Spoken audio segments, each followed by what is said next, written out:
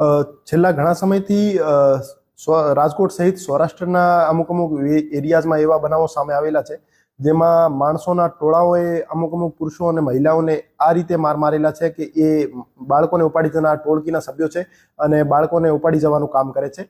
તો એ બધાને હું ક્લિયર કરવા માંગુ છું કે ફક્ત અફવા છે. એવા કોઈ પણ કિસ્સા અમારા ધ્યાનમાં આવેલા નથી જેમાં કોઈ રાજકોટ વિસ્તારમાં બાળકોને ઉપાડી જનાર કોઈ ટોળકી અથવા ગેંગ એક્ટિવ હોય અને બાળકો ઘરેથી ગાયબ થઈ ગયા હોય એવા એફઆઈઆર પણ અમારી પાસે રજીસ્ટર થયેલ નથી. હા, એવા કિસ્સાઓ જરૂર બનેલા છે કે આવી અફવા ઉપર ભરોસો કરીને ગલતફહેમીના કારણે માણસોના ટોળાએ અમુક મહિલા અથવા પુરુષોને માર મારેલા હોય. તો હું તમામને અપીલ કરવા માંગુ છું કે સોશિયલ મીડિયા ઉપર ફરતી એવી અફવાઓ ઉપર ભરોસો ના કરે અને કાયદો પોતાની હાથમાં ના લે. આપને કોઈ પણ ગેરકાયદેસર પ્રવૃત્તિ જણાઈ આવતી હોય આજુબાજુમાં તો આપ તરત જ લોકલ પોલીસ સ્ટેશનનો કોન્ટેક્ટ કરો અથવા 112 ઉપર કોલ કરો. અને તમામ વાળીઓને પણ હું અશ્યોર કરવા માંગુ છું કે એવી કોઈ પણ ગેંગ રાજકોટ વિસ્તારમાં એક્ટિવ નથી જેમાં જે બાળકો ઉપાડી જવાનું કામ કરતી હોય.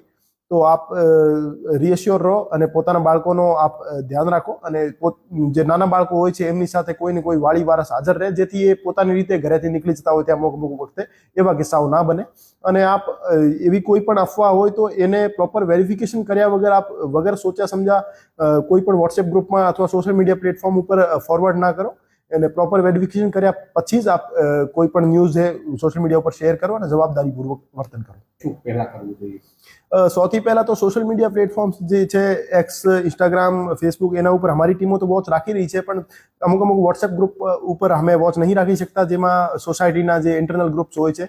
તો એમાં કોઈ પણ મેસેજ આપ ફોરવર્ડ કરો અથવા સર્ક્યુલેટ કરો તો એ સાચું હોય અને વેરીફાઈડ હોય.